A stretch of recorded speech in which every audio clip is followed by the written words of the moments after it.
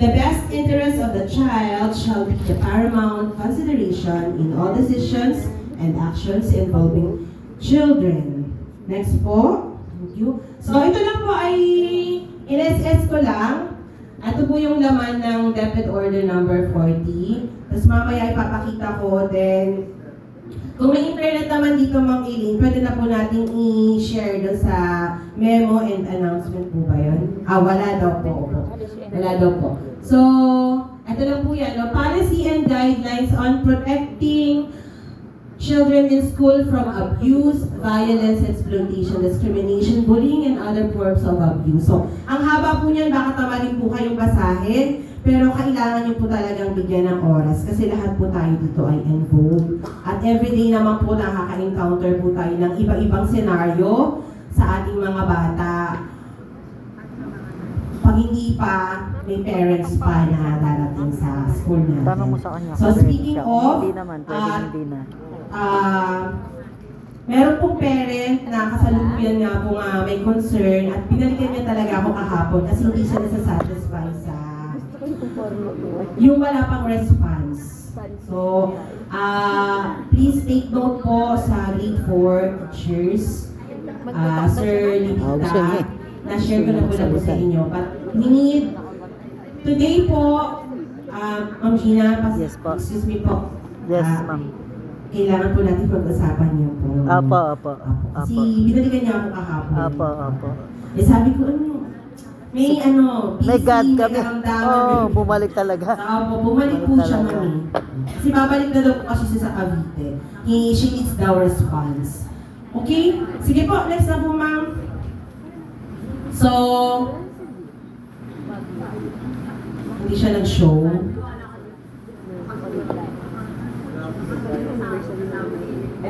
Next month. Ayun, okay, sige.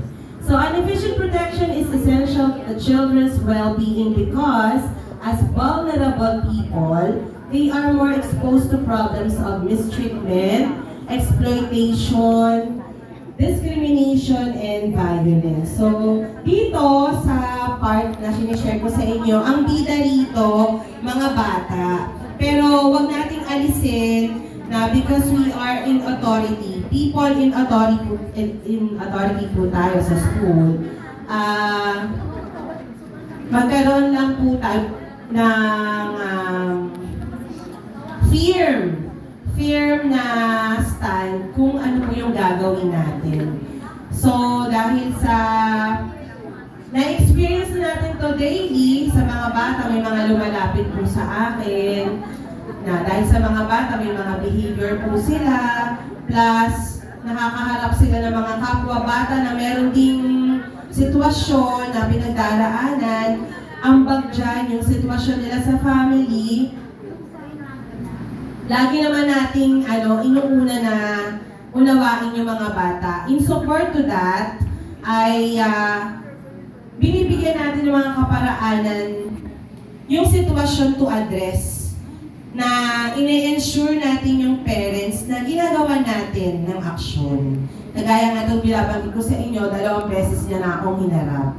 Pero sabi ko nga, wala po sa akin yung desisyon, meron tayong school committee, school child protection committee, pero hindi naman na po kinakailangang iharap pa yung ibang member.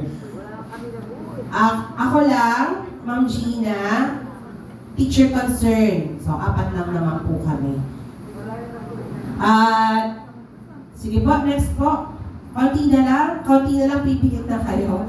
So, ito lang po, ang taas So, basahin ko lang po ng mabilis, right to be born well, to a whole family life. Pero, hindi naman whole yung family nila, di ba? Meron silang kanya-kanyang set up ng pamilya. Right to be raised well, pangarap natin lahat ng magulang na mapalaki mga anak natin ng maayos. Kaya lang, based on the case-to-case basis, hindi rin ganun. Na right to basic needs, oo, pagkain, bahay, may pagamot, mapaaral, pero hindi din lahat yan na-address ng isang magulang. Right to a good life, right to education, right to play and enjoy their youth, yung ibang mga kabataan at their young akong age, meron akong isang bata, ay nasa tita siya, tapos pag wala na siyang klase, pinagtitinda siya ng banana Q. So, yun po, no? Then, right to be protected from danger. Minsan, sa loob pa ng pamilya, minsan nanggagaling yung